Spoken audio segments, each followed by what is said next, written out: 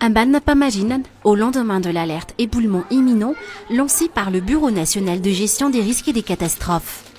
Les gens vaguent à leurs occupations comme si de rien n'était. Nour, une des habitantes du quartier, exerce son métier de lavandière à quelques mètres d'une roche. Celle-ci est l'une des plus menaçantes des environs, mais elle fait son travail dans le plus grand des calmes.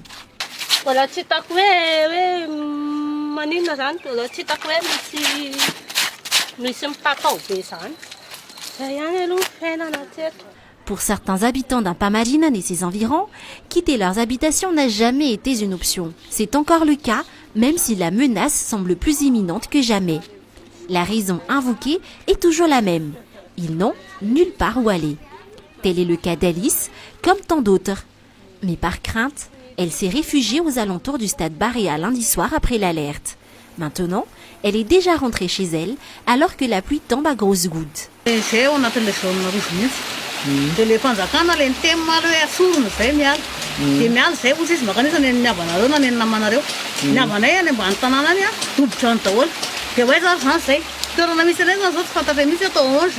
Dans la nuit du lundi à mardi, des militaires ont été envoyés sur les versants de la colline de Mandakamiadan pour évacuer la population des quartiers à risque.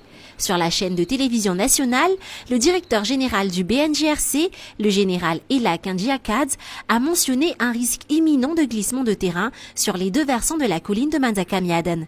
Les habitants ont été invités à quitter leur maison. Certains ont accepté de partir de façon provisoire, alors que d'autres ont catégoriquement refusé. Autour de la borne fontaine du quartier ce mardi, certains expliquent dans le plus grand des calmes ne pas être allés bien loin, malgré un peu de crainte.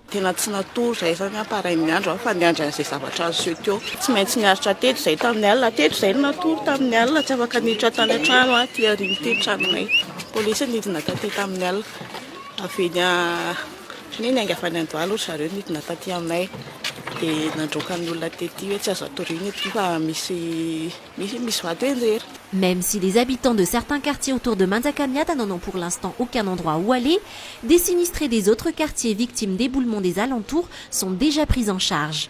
Au jardin d'Indoual, deux tentes accueillent 45 sinistrés des quartiers d'Ambatvnak et d'Amparbé.